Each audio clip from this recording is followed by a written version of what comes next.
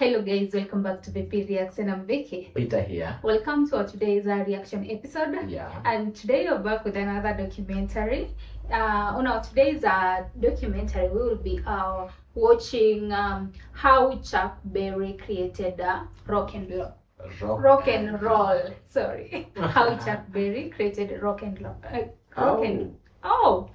How Chuckberry created rock and roll.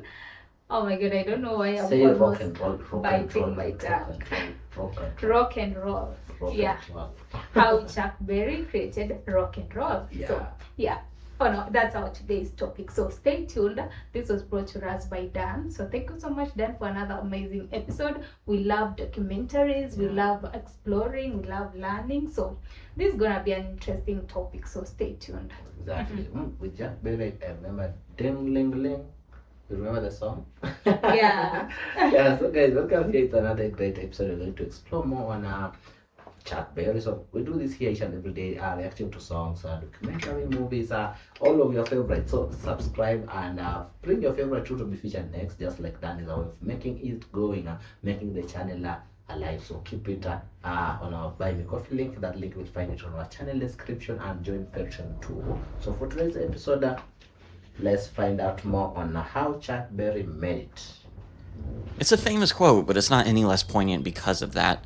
John Lennon once said that if you were to give rock and roll another name, you might as well call it Chuckberry. I think that perfectly illustrates the importance that this one guy had on the birth of an entire genre. But despite his legacy and his impact, things weren't always smooth for Chuckberry. How did this random guitar player from St. Louis become the icon of rock and roll in your favorite musician's favorite musician? How was he able to become the father of rock and roll? This is the story of Chuckberry. Ready? If you end up enjoying this video, please consider giving it a like and subscribe if you want to come along with me as I'm doing my best to learn all I can about music history. That's kind of the point of this channel. So if that sounds fun to you, then subscribe. It's free to do. You can always unsubscribe. And then check out the merch. There's a link in the description below. We got some cool things on offer there. So if that sounds fun, check it out. No harm in at least clicking the link, right? So there actually already is a Chuckberry video on this channel, but I don't think I did it well. I don't think it's actually that great of a video, so I wanted to redo it because I understand how important Chuckberry is to rock and roll and music in general, so I wanted to take a better stab at it now that I am better at making these videos. Can't promise this one will be great, but I did my best and I think it'll be better at least. Let it rock. Serious Dictation was driving. That's Let It Rock. Okay. I think, but we've been doing some of our Chuck's songs, but not all. Yeah, but I think we've done a couple of them, but a while ago. Chuckberry was born in 1926 in St. Louis. His parents, who were the grandchildren of slaves, migrated north during World War I in search of employment, which was a pretty common thing during that era. His parents instilled in him their attitudes. His mother, who was one of the few African-American women with a college education, was a teacher, and she gave Chuck a love of art. His father, who was a carpenter and a church deacon, gave him a strong work ethic in a sense that he could do well for himself if he applied himself. He grew up in a large family with 5 siblings in a segregated neighborhood called the Ville. He said he rarely saw white people, and the first white people he saw were firemen, and he thought it was super interesting that they were basically glowing because they were reflecting the fire too. It was at church, where his father was a deacon, that he first took an interest in music. He started singing in the choir by the age of 6, and that's a common theme for a lot of these early rock and roll guys. They got their start singing gospel songs and religious songs in their churches. He said that his mother sang all day long, and she brought his dad into the church choir. He said his dad had a great, deep voice, and he led the bass section of the choir, but they were pretty religious and strict. His mom actually tried really hard to get his dad to become a pastor, but that never worked out. They had no interest in letting their children sing and perform anything other than good old religious hymns. But Chuck was a very curious kid, always trying to figure things out. He said, "When I was a kid, I didn't know what happy was. I was just interested. I wanted to know about things, tear them apart. Sometimes I was naughty, but I was comfortable, contented. After I got it tore up, I'd put it back together." As he got older and into school, he started learning more about secular music, falling in love with artists, particularly Nat King Cole and Muddy Waters. Those were 2 huge influences and inspirations for him. He loved. Oh, okay. So if Chuck is inspiration to a lot of a great musician, but I've also heard that there was some who inspired him? Yeah, of course, when he was a kid, there was some, at the time, he mentioned, I think, Muddy Waters. Yeah. I think that was the time, maybe when he was a kid, Muddy Waters was like the one people were looking up to at the moment. But guys, is there any more the school, he started learning more about secular music, falling in love with artists, particularly Nat King Cole and Muddy Waters. Those were two. Nat King Cole and Muddy Waters. I think we've done some of one or two of their songs. Oh. Nat Cole. I remember Cole and Muddy Waters. Yeah, I'm sure. Oh. If one or two.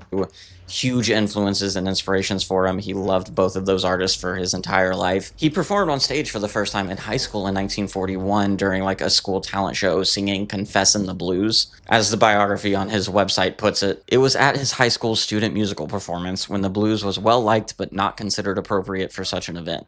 He got a thunderous applause for his daring choice, and from then on, Barry had to be on stage. Inspired by the person he did that performance with, he wanted to play guitar, so he got himself a guitar, and then a local player and guitar teacher, Ira Harris, taught him some chords, and he started learning by listening to the radio and trying to play along with that.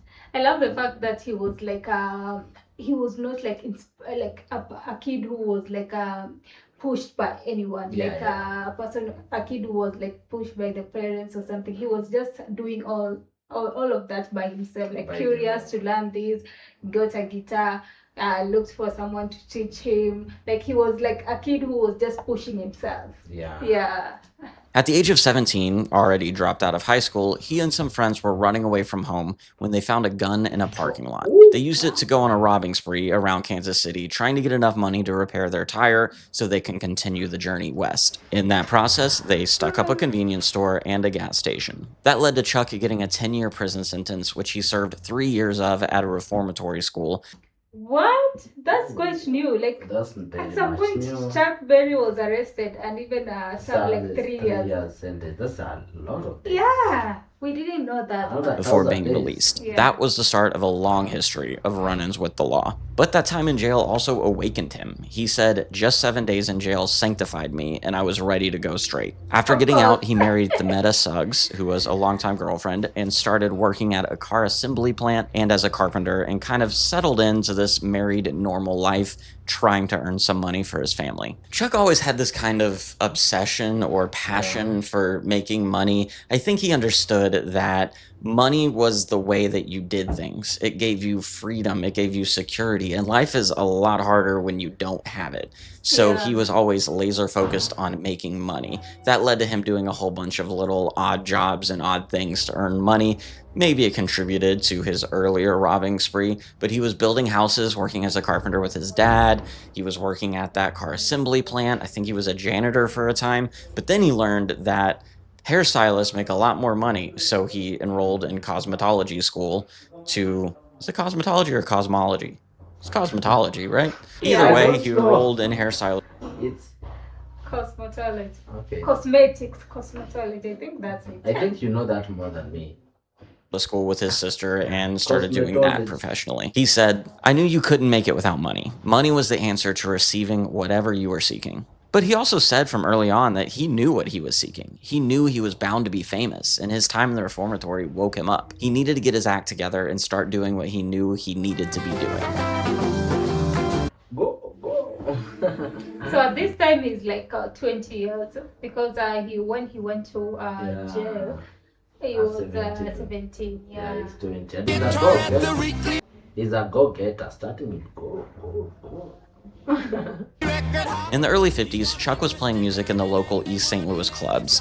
He was still really inexperienced, not the best musician, but he was working his way up and getting his name out there. On New Year's Eve, a member of the Sir John Trio got too sick to perform. Another member, Johnny Johnston, a pianist, knew of Chuck, and he knew that he wasn't the best musician, but on short notice he would have to do. During that performance, Chuck impressed Johnny, and pretty soon was a full member of the Sir John Trio. I also saw in one place it called the St. John Trio, but I don't think that was right. I think it's Sir John. Johnny said about that night and the first time that was like his first band. Yeah, to he joined. to join. Yeah. they performed together, and he said, I heard him at a club in East St. Louis called Hoff's Garden. I liked the way he played the guitar. One evening when I was playing, my saxophonist became ill. I called Chuck and asked if he could have the possibility to play the guitar, and he said, sure, I can play. He came home to me, and we played through the songs, and then we drove to the show. Around the time that Chuck joined, they started calling it the Johnny Johnson Trio. Johnny would be a longtime musical partner of Chuck's. When Chuck joined the group, they started doing something a little bit different with their sound. They incorporated elements of hillbilly music or country music into the songs they played, and they started to play their own songs instead of only cover versions of other songs. Johnny explained, we were doing standards back in that time, and what Chuck came in there doing, this rock and roll, it was a novelty thing. There wasn't no Black American doing hillbilly music. In 1955, Chuckberry decided to head to Chicago. That's where a lot of his blues idols came from. Muddy Waters, Howlin' Wolf, that type of crowd. They were all up in Chicago.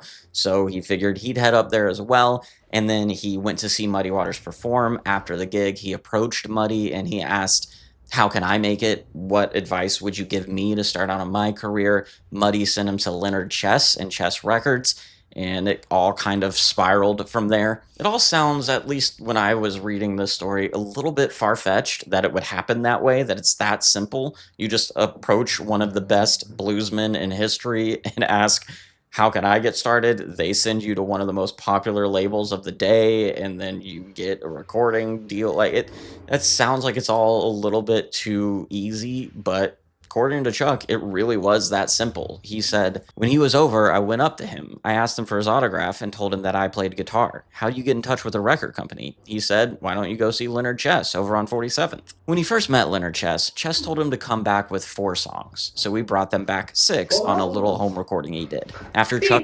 like he was sent to bring, like, for come back with 4 songs.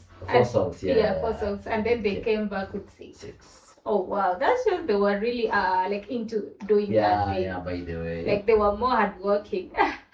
Played them a recording of a song called Ida Red, a country song that he had reworked. Chess liked it and got him recording time. It also helped that Chuck was a different kind of artist than the ones who normally came to Chess. He kind of had his life together. He was 29 with a wife and a kid and a home and a steady job.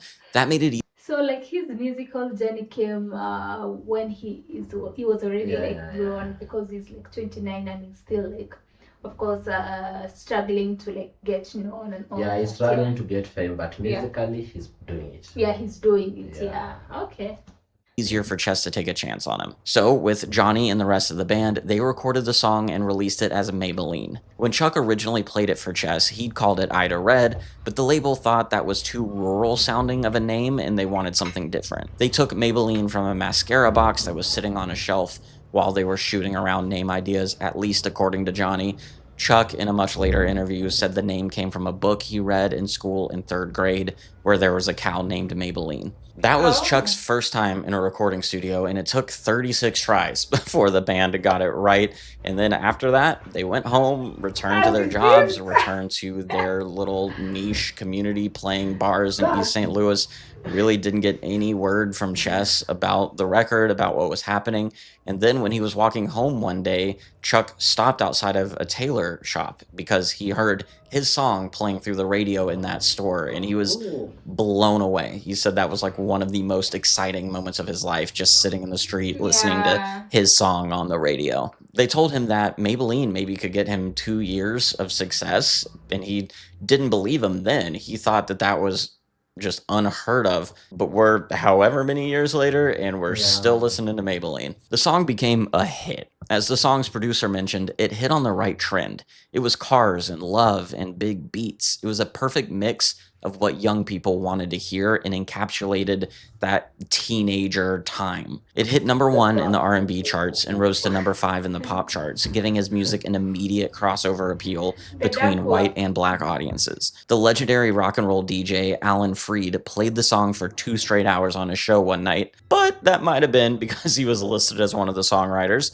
which they did so that he would play it, good old payola, and it became the biggest song for this emerging genre of rock and roll. They didn't tell Chuck about the whole splitting songwriting credit thing. He didn't know until he got the royalty check and he saw Alan Freed's name on it. And another name, I can't remember. I think it's the landlord for Chess Studios. I think his name was also on it, but that's something that Chuck was naive in the industry. He didn't know that's the way it worked, and he made sure that that didn't happen again. He wasn't about to split songwriting credit, but sharing it with Alan Freed, like, payola is bad. It's a very negative thing, but it worked. It got Alan Freed, the most popular DJ for this audience in the country. It got him to play the song, so that, like, it worked, but you're like, you still don't want to do payola. Chuck explained why the songs that he wrote resonated with such a wide range of people. He said, everything I wrote about wasn't about me, but it was about the people listening. He also said that whenever he wrote a song, he always thought commercially. He thought about what would sell, because that was what made sense from a business standpoint. He explained, I have to think commercially, because if not, it's not fair to the record company, it's not fair to my livelihood, and so I think commercially. I think about what the public would want, Yet still, if it's not within the field. I like this one, huh? You know, as you say, like his musical journey came like when he was grown up, not in his early youth time. Huh? I think that also helped him, because I've seen most musicians fail because of the fame with youthful. When you mix them, you don't know. You are a poor decision maker at a time. At the time, you don't know like what to do with fame. What maybe money is coming abruptly, so you don't have like many obligations to do with it. You find that most of them venturing into drugs and all that, getting addictions and all that. And secondly, which is the main thing in artistic journey, is understanding your audience. Like Chuck says that he used to produce music that favors the fans. The fans, what fans want. So, and that's what makes you make them to love you more. Because if you give them what they love, of course they will love you more. You're giving the vibe they want. Yes. Feeling that I have to deliver, it'll never be heard. He also said in an interview with NME that the desire to please an audience should be the essence of a performer's deliverance. That should be what you're trying to do every time you step into that booth, step on stage. You're trying to engage the audience and make them have a good time. He took that ethos into his songwriting, into his recording, and I think that helped make his stuff resonate better. Hey guys, you're watching. And so far, I think it's Maybelline and Rocket, the song that our narrator just played or mentioned. I also saw Johnny Be Good. Okay. After that, things moved pretty fast for Chuckberry.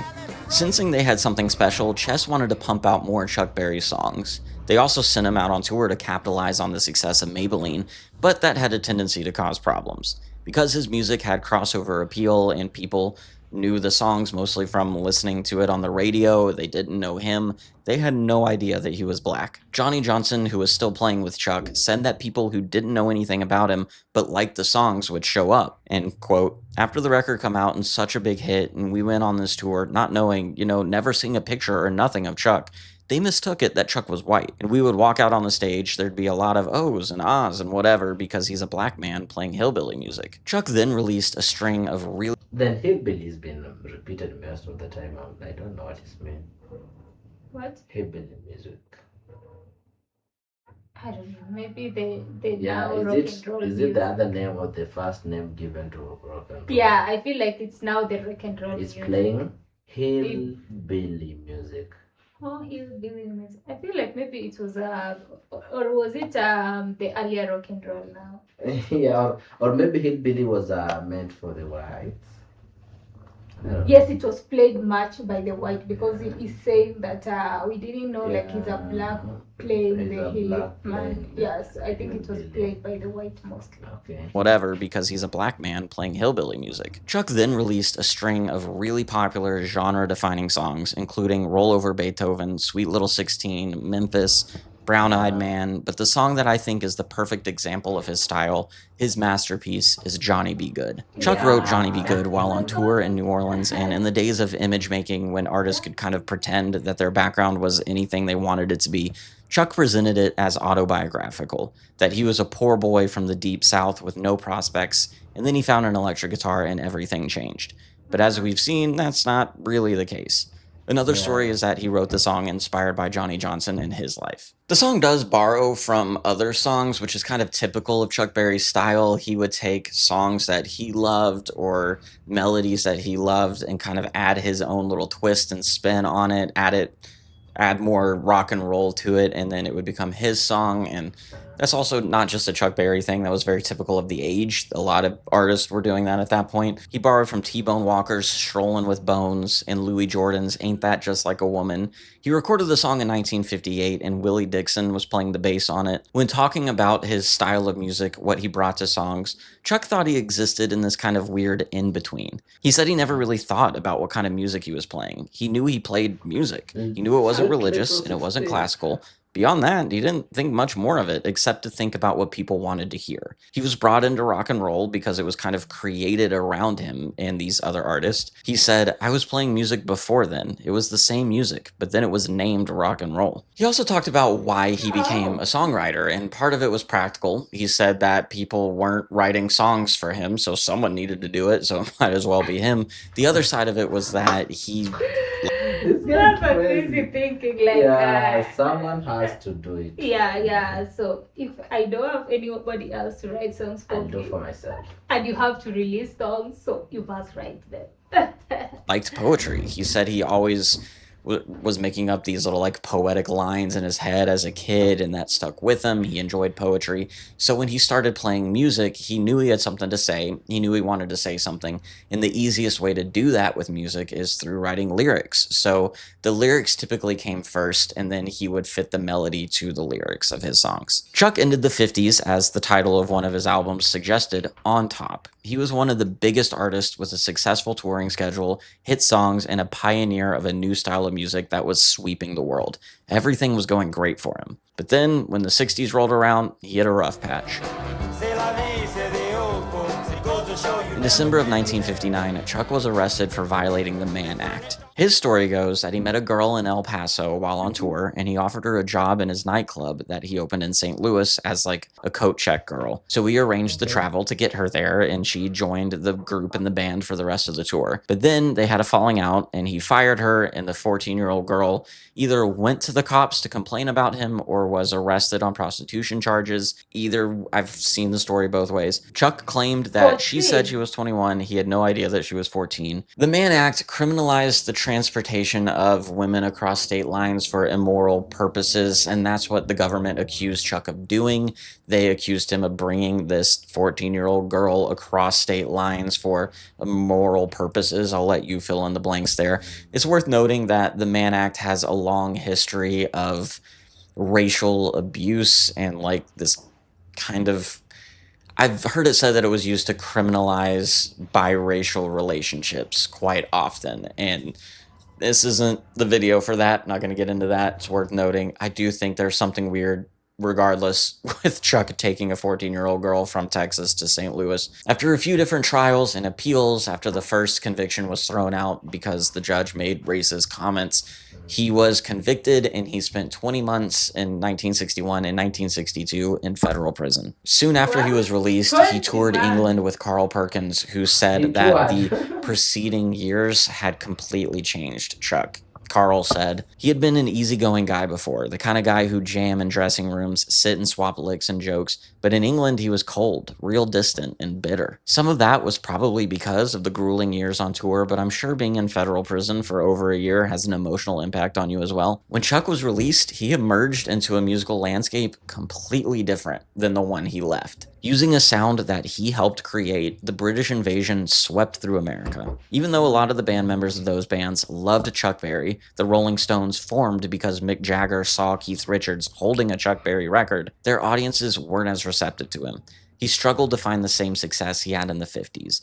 By his own admission, he refused to follow trends, and he wanted to play what he was known for in the 50s, So that probably hurt because the world had moved on a little bit. They had expanded beyond that sound.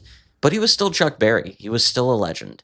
His songs were still the defining songs of rock and roll. His songs were so popular that when he toured, he wouldn't bring a backing band. He'd show up and assume that he could find some players in the city who knew his songs and he'd play with them, which might have been cheaper and did happen. Yeah, I think that's manageable. I can also do that with him. Like you just go and then Yeah. you find random people like, Yeah. you know this song, come sing with me. You're my fan and you know all my songs. Yeah, you know come the sing with me. chorus. Okay. You know, that's the basic. Was normally able to find those people, but it also wasn't the best experience for audiences. There wasn't that chemistry. They weren't professional musicians, so it hurt his draw. He also left Chess and released a bunch of albums for Mercury. In 1970, he went back to Chess Records and they released a live version of a novelty joke song he did called My Ding-a-Ling, which miraculously became his first ever #1 song. The rest of the 70s passed with him primarily being a touring musician, trying to make a So My Ding-a-Ling came when he was now on his maybe second phase of artist. Yes. Yeah. After he came back from all that he had gone through. So this is in the 60s, came out in the 60s. Yeah. In the 72. In the 72. Oh, I think he performed in the 72. Oh, okay. Maybe in the late 60s. Ding-a-ling. Living off of his past fame as an icon of rock and also getting more involved in different real estate investments and restaurants and clubs and that kind of stuff. A lot of the musicians he inspired were still large names and used their fame to prop him up. He even had a movie made in tribute to him called Hail Hail Rock and Roll. He also went back to jail for tax evasion. But at this point in his career, he was shifting his priorities a little. How many times did he just go to jail? Because there was a movie and after the release of the movie, he also went to jail for something. Exhibition or something. Exhibition. Okay. So he went. As he explained, I have so many entities now. As you grow older, you gain responsibilities, you know, real estate, and I like video, and I want to live a little, you know, because time is passing. It's not as long as it has been. I want to see some of the world. I haven't been to Hong Kong yet, for instance. So I'm not, actually, I'm writing as best I can in order to keep the momentum in the career there, you know. But I want to live. By 1979, he was basically done recording and he focused on touring. In the 90s and 2000s, even that intense touring schedule wound down and he spent most of his time at his restaurant in Missouri or performing at a place in St. Louis. He was also sued by Johnny Johnson, who thought he didn't get enough credit for his work on the old Chuck classics, but that case was dismissed. He did release a new album for the first time in 38 years when he released Chuck in 2017. At that time, he had been thinking about his legacy. Remember, he started like in the 40s. 1940s. Oh, yeah, and he's born in 1929. Yeah, and like 2017, he released another like album. That's around 90 years. At the moment that he was like how many years? He released. Yeah, his first album, 2017. Okay. The old Chuck classics, but that case was dismissed. He did release a new album for the first time in 38 years when he released Chuck in 2017. At that time, he had been thinking about his legacy, and I think he was frustrated to know that his legacy was all stuff he'd done in the 50s. He said, I want to do something that I know will last after I leave. I want to do another Johnny B. Good. I think most people would agree that he was not successful with that, even though it's not a bad album, it's just, you know, it's not Johnny B. Good. His daughter said that at his roots, at his inner... He was like really grown, like he was maybe in his 70s or something. Yeah. Most being, Chuck was always the humble, carefree guy that his parents raised him to be. He never made much of the fact that people called him the father of rock and roll, the creator of this genre. He gave credit to people like Count Basie and Muddy Waters. And it's also worth noting that while I would call Chuck Berry the father of rock and roll, I think his influence, his impact earned him that title. He's not the first person who made songs that could be called rock and roll. He's not I wanted to ask, like, Muddy Waters, which type of songs were they making? Hillbilly. Was it not rock and roll? I just guessed Haley. Person doing this. I mean, Bo Diddley, Ike and Tina Turner were making music like this. But I still think because of who he influenced, because of what happened after him, because of his songs, I think he's the father of rock and roll. But either way, Chuck never really claimed that for himself. I heard him say in different interviews that he saw himself as more of like a cog in a wheel, and there were a lot of other people who were also cogs in that wheel along with him. They created that genre alongside him. It wasn't just him. And he also said, speaking particularly about like Muddy, because we also heard of Little Richard. Yeah. I think we've ever done a story of his, and he was also among the founders. Waters, that he just tried to play what those guys were playing, and he doesn't even know if he added anything different to it. He just tried his best. In March of 2017, Chuck was found unresponsive in his home and was pronounced dead at the age of 90. His amazing, inspirational career had finally come to an end. That's the story of Chuckberry. That's how this guy from St. Louis picked up a guitar and changed the world. Let me know what you think using the comments below. Are you familiar with Chuckberry? Do you enjoy his songs? Like the video if you ended up liking it. Subscribe if you want to join me as I'm trying to learn more music history. Check out the merch if that's interesting to you at all. And I want to give a huge shout out and thank you to the members of this channel. I say it at the end of every video, but it's not any less meaningful because of that. It really means a lot to me that you want to partner. I think that's it. Or you wanna finish? With this channel, that you understand and see what I'm doing here and want to make a really direct impact on that. Yeah. Thank you guys for watching past. These are much interesting. I think it has added more of what we know on Chuckberry's. Yeah. By the way, what I'm really shocked is that I didn't know like he went to jail like 3 or I don't know 4 times. Yeah. He was unlucky in that. Yeah, that was new to me. And also I love the fact that he kept pushing himself since he was a kid, like starting out singing in church at 6 years old, then pushing himself to high school, then bought his first guitar, looked for someone to teach him, went to the first band, was called to just stand in for someone, then ended up joining the band. Like he grew gradually until he reached to the point that I would say he lived his life, because like dying at 90, like that's amazing. That's amazing. You know that he was buried. It's a life well lived. He was buried with his guitar. Wow. Yeah. I've ever seen that picture of his casket. It was on the other side where it's the other side. You know, the upper side. Yes. Holding I can. So when it's being open like this, you can see the guitar, then you see him. Oh, wow. You see him. Wow. That was a life well lived, because 90 years, that's great. Exactly. And then him achieving like at least releasing, I know maybe during his time maybe albums were not that common. Exactly. But him living until he released like his first album at his older age, that was an achievement. Even if the album was not that like a big standout, at least it was like an achievement. And you know, it is for me and for us guys. You can clarify that because from that period of time, that means that he produced something timeless. Number one, maybe in terms of taste, moral values, in terms of maybe transisting the centuries. Because let's say, for example, there's those artists when they're on their youth time, they release songs that they can't even listen to themselves when they're 50.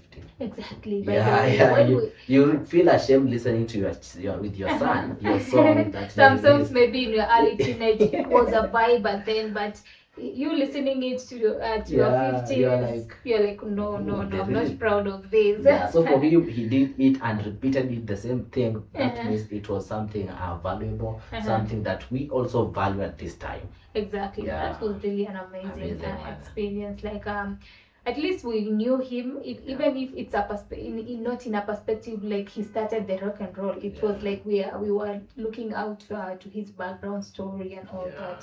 And how it started. Yeah. Something so much interesting here, and this is what we do here each and every day, and this is why we do it. Exactly. So subscribe to stay tuned.